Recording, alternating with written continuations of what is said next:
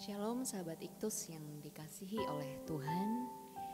Mari kita mau memuji nama Tuhan dan juga kita mau bersyukur kepada Tuhan. Karena apabila kita diizinkan ada di sini, itu semua karena anugerahnya.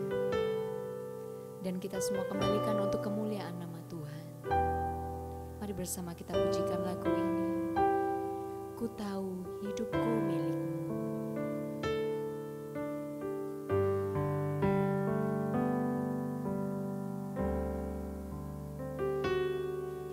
Ku tahu hidupku milik-Mu. Ku tahu nafasku dari-Mu. Ku tahu semua karena kasih-Mu. Ku ada untuk-Mu.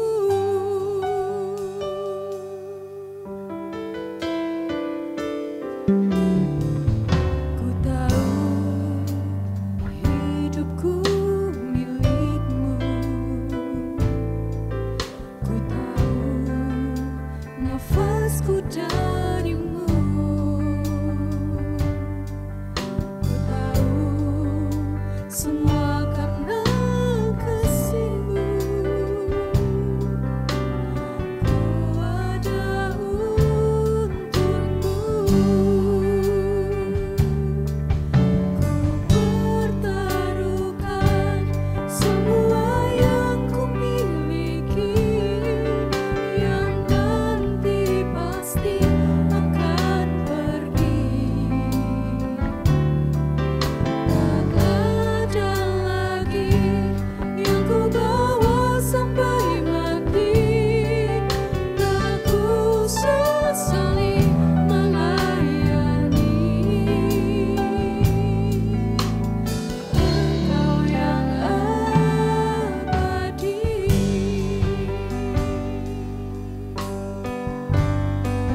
Ku tahu hidupku milik-Mu. Ku tahu hidupku milik-Mu. Ku tahu nafasku dari-Mu. Ku tahu semua karena kasih-Mu. Ku ada untuk-Mu. Pertaruhkan semua yang ku miliki, yang nanti pasti akan pergi. Tak ada lagi yang ku bawa sampai mati. Tak ku sesali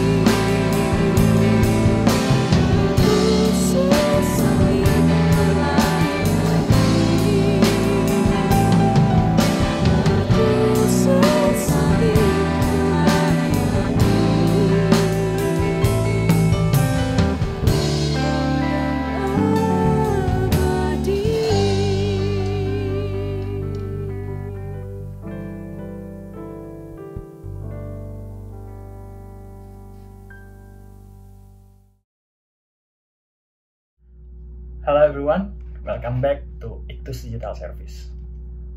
Kali ini kita sama-sama akan bahas sebuah topik yang diberi judul What is Faithfulness?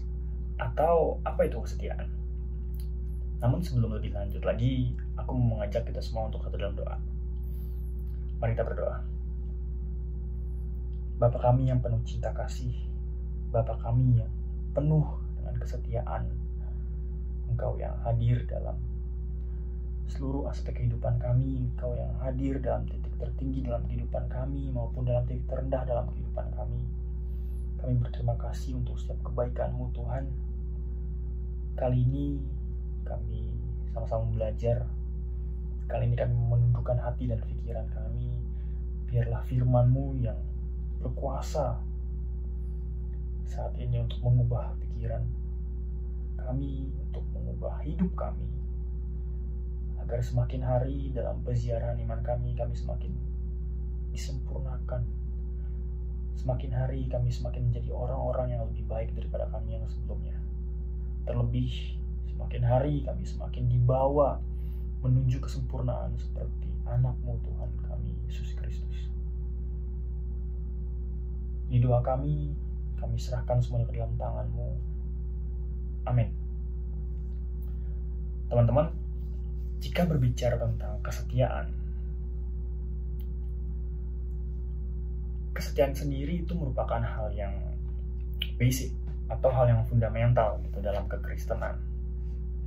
Nah, jika kita berbicara tentang hal yang fundamental ataupun basic, sadar nggak sadar, pasti kita akan berpikir bahwa itu hal yang mudah, itu hal yang sepele, itu hal yang nggak sulit gitu. Karena kan basic dan fundamental itu. Jadi ya itu gampang lah. Nah, tapi kenyataannya, realitanya,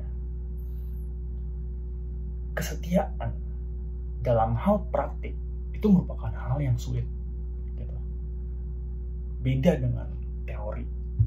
Kalau dalam hal teori, kesetiaan itu merupakan hal yang gampang gitu.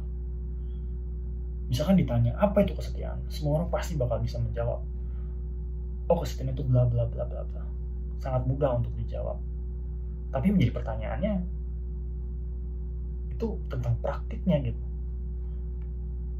Di sini aku mau menjawab hal kesetiaan dalam praktiknya itu hal yang sulit, hal yang gak gampang. Tapi kita juga nggak boleh pesimis dalam arti seperti ini. Hal yang sulit bukan berarti kita nggak bisa melakukan itu. Kita bisa, gitu. Tapi memang perlu banyak latihan istilahnya. Perlu banyak hal-hal yang harus kita lewati gitu, agar kita bisa konsisten dalam kesetiaan. Untuk itu kita sama-sama akan belajar gitu di sini. Hal kesetiaan itu sama dengan hal mengasihi, teman-teman. Sama-sama sulitnya. Seperti contoh ketika teman-teman disakiti oleh seseorang gitu. Siapapun itu, pasti dalam hati kita gitu, mempunyai seperti kecenderungan ingin membalas orang itu gitu. Wah gila, gue sakit hati banget nih. Harga diri gue diinjek-injek sama dia. Nama gue dijelek-jelekin sama dia. Gue pengen balas. Ini yang aku bilang tadi. Praktiknya itu adalah hal yang sulit. Bagaimana kita mengasihi orang yang berbuat jahat kepada kita. Bagaimana kita tidak membalas perbuatan orang yang jahat itu dengan kejahatan. Itu hal yang sulit. Mempraktikkan apa yang Alkitab katakan tentang ketika kau ditampar pipi kananmu, berilah pipi kirimu. Itu hal yang sulit gitu. Tapi sekali lagi, bukan berarti nggak bisa. Kita bisa gitu. Untuk itu kita sama-sama akan belajar di sini. Karena satu hal yang aku tahu, dalam peziarahan iman kita, meskipun kita masih sering gagal dalam hal seperti contohnya kesetiaan, dalam hal mengasihi, Tuhan selalu bersama-sama dengan kita. Dia yang membimbing kita untuk mencapai keberhasilan gitu. Mencapai satu ujian demi satu ujian gitu. Sampai akhirnya kita bisa melewati setiap ujian-ujian tersebut. sebanyak-banyaknya kita jatuh, sebanyak itu juga Tuhan memberikan tangannya untuk menolong kita bangkit lagi.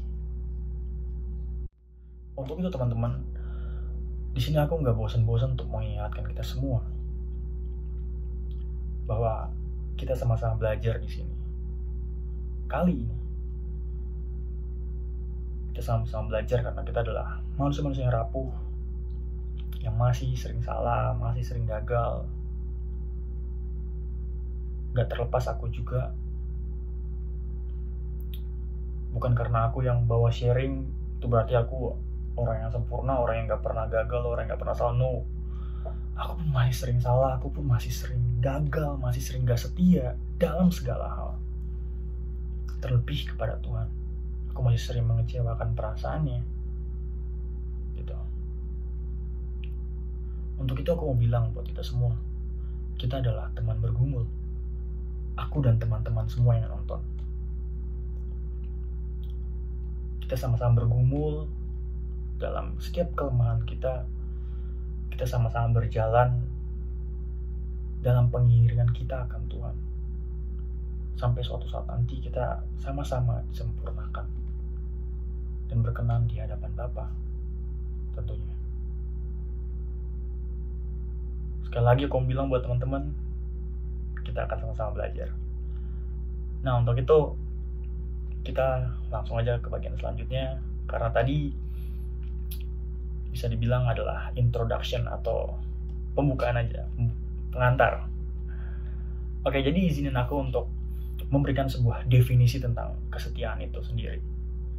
Nah, jadi kesetiaan itu merupakan sebuah kondisi ya, di mana dua pribadi atau lebih yang saling mengikatkan komitmen untuk mengasihi secara berkelanjutan. Ya, sekali lagi, jadi kesetiaan itu merupakan sebuah kondisi di mana dua pribadi atau lebih yang saling mengikatkan komitmen mereka, saling mengasihi secara berkelanjutan. Jadi kata kuncinya di sini adalah berkelanjutan. Kalau aku kasih contoh, misalnya seperti satu pasangan gitu kan, yang menikah, ketika mereka memasangkan cincin di jari manis mereka, itu merupakan sebuah simbol dari komitmen itu sendiri. Komitmen yang berkelanjutan. Komitmen yang tidak hanya dinyatakan pada saat itu, tapi komitmen yang berkelanjutan. Komitmen yang tidak hanya keluar dari mulut saja, tapi juga dari tindakan. Yang bukan hanya sebatas teori. Mereka mengatakan, oke, aku setia kepadamu, oke, aku berkomitmen kepadamu, tapi ini merupakan sebuah tindakan, sebuah praktik dari kesetiaan itu sendiri gitu. Nah, kira-kira itu sudah memberikan sebuah gambaran tentang apa itu kesetiaan. Dan selanjutnya aku ingin mengutip sebuah kalimat dari seorang filsuf bernama Aristoteles. Aristoteles mengatakan seperti ini: when you are successful, your friends will know who you are. But when you fail, you will know what kind of persons your friends are. Atau dalam arti seperti ini: ketika kamu sukses, teman-teman kamu akan tahu siapa kamu. Gitu. Tapi ketika kamu gagal, kamu akan tahu orang-orang macam apa teman-teman kamu ini. Gitu. Nah, teman-teman, jadi dari sini kita bisa belajar satu hal, gitu. Ketika kita sukses, pasti akan banyak orang yang ingin berteman dengan kita, gitu. Banyak orang yang ingin mengenal kita, gitu kan. Kalau istilah sekarangnya panjat sosial, ya, bisa dibilang panjat sosial, gitu. Nah, hal itu memang merupakan sebuah realita yang akan bisa dibilang dialami oleh semua orang yang sukses, yang terkenal, yang punya banyak duit gitu. Karena memang ada sebuah patah mengatakan di mana ada gula pasti ada semut, ya kan? Nah, jadi ketika kita punya value, pasti akan banyak orang yang berbondong-bondong untuk mencari kita, gitu, dengan motivasi-motivasi mereka masing-masing. Tapi yang menjadi pertanyaannya, bagaimana ketika kita gagal? Bagaimana ketika kita jatuh? Bagaimana ketika kita sudah tidak sesukses dulu, gitu? Apakah mereka akan tetap setia, gitu, berteman dengan kita? Karena ketika kita gagal, ketika kita tidak kaya, ketika kita nggak punya apa-apa, disitulah kesetiaan teman-teman kita teruji, gitu. Di situ kita akan tahu mana yang real friends, mana yang fake friends, gitu. Nah, kira-kira ini juga sudah sedikit memberikan kita sebuah gambaran tentang apa itu kesetiaan. Nah, teman-teman, kita langsung buka Alkitab kita masing-masing, ya. Kita akan baca dari Galatia 5 ayat 22, ya. Nah, jadi kalau teman-teman yang rajin masuk sekolah minggu, pasti teman-teman semua udah sangat-sangat bisa dibilang familiar dengan ayat ini, yaitu buah-buah roh, ya. Ada kasih, ada sukacita, ada damai sejahtera, ada kesetiaan, ada kelemah lembutan, dan seterusnya, gitu, ya. Nah, teman-teman, ada hal menarik di sini, ya. Jadi di dalam Galatia 5 ayat 22, ya, kata kesetiaan dalam bahasa aslinya itu adalah pistis, ya. Jadi pistis diterjemahkan ke bahasa Inggris itu menjadi faithfulness. Dari semua terjemahan bahasa Inggris yang aku baca, kebanyakan menggunakan kata faithfulness, gitu. Jadi dari pistis diterjemahkan ke bahasa Inggris menggunakan faithfulness. Hampir semua. Hanya sedikit yang tidak menggunakan faithfulness, gitu. Dan faithfulness diterjemahkan menjadi kesetiaan dalam bahasa Indonesia. Nah, yang menarik di sini adalah kata pistis memiliki kata sifat, yaitu pistos, ya. Pistos bisa diterjemahkan sebagai iman atau percaya, gitu. Nah, jadi dari kata ini, pistis dan pistos ini bisa dibilang memiliki keterhubungan, gitu, antara pistos dan pistis. Ada seperti sebuah persamaan atau keterhubungan, gitu, antara pistos dan pistis ini. Pistos tadi bisa diterjemahkan sebagai iman, sementara pistis bisa diterjemahkan sebagai kesetiaan. Nah, dan seorang biblikus, ya, ahli biblika bernama J. Hampton Cattley mengatakan bahwa faith and faithfulness, ya kan, itu berdiri masing-masing sebagai akar dan buah, ya. Sekali lagi aku mau bilang, J. Hampton Cattley bilang bahwa iman dan kesetiaan itu berdiri masing-masing sebagai akar dan buah, gitu. Nah, jadi memang iman dan kesetiaan itu memiliki keterhubungan, gitu, memiliki hubungan, ya kan. Segala sesuatu dimulai dari iman, ya. Kalau yang digambarkan oleh Cattley, iman itu seperti akar, gitu, ya. Iman itu seperti akar. Makin lama dia menjadi pohon yang kecil, terus berkembang menjadi pohon yang sedang, sampai akhirnya menjadi pohon yang besar, sampai akhirnya akar itu atau iman itu menghasilkan buah, yaitu kesetiaan. Nah, jadi pertanyaan selanjutnya adalah, maksud aku statement selanjutnya, berarti dari sini kita bisa melihat kalau orang yang beriman itu otomatis adalah orang yang setia, gitu. Sementara orang yang setia otomatis orang yang beriman. Nah, yang menjadi pertanyaan, kalau orang yang gak setia, apakah itu berarti dia orang yang tidak beriman? Atau berarti dia orang yang gak percaya sama Tuhan gitu? Dalam arti gak percaya di sini maksudnya dia belum benar-benar abide in Him, belum benar-benar hidup dalam Dia gitu, belum benar-benar hidup di dalam Tuhan. Karena kalau berangkat dari argumennya Kathleen dan juga di dalam Galatia tadi, orang yang beriman adalah orang yang memiliki buah, yaitu kesetiaan. Yang menjadi masalah ketika dia sudah mengaku dia orang yang beriman, tapi dia tidak memiliki buah itu atau tidak memberikan buah gitu. Itu menjadi pertanyaan permasalahannya gitu. Berarti orang yang seperti itu adalah orang yang hanya mengaku dari mulutnya saja, atau yang hanya bisa berteori tapi sebenarnya dia nggak bisa praktiknya. Bukan nggak bisa, sulit dalam mempraktikannya gitu.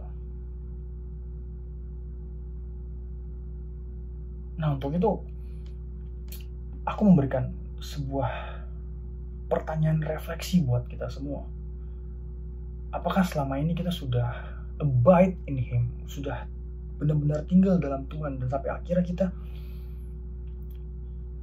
memberikan atau mengeluarkan buah-buah itu, yaitu kesetiaan gitu. Itu pertanyaan refleksi dariku. Dan silahkan teman-teman semua refleksikan pertanyaan itu. Teman-teman masuk menyelami diri teman-teman masing-masing, diri teman-teman yang paling dalam. Teman-teman pertanyakan pertanyaan-pertanyaan itu dalam hati teman-teman itu. Kalau belum, it's okay gitu kan.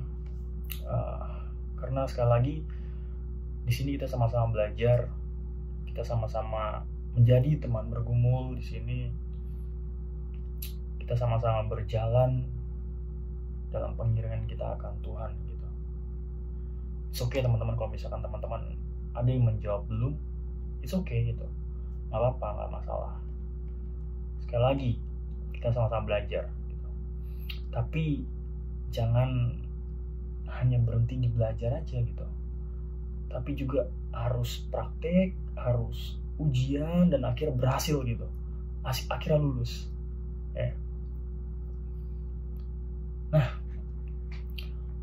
di sini aku mau mencoba melihat realita yang ada di masa sekarang gitu,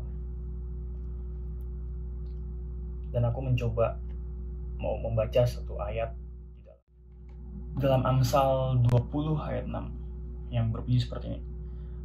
Banyak orang menyebut diri baik hati, tapi orang yang setia, siapakah menemukannya?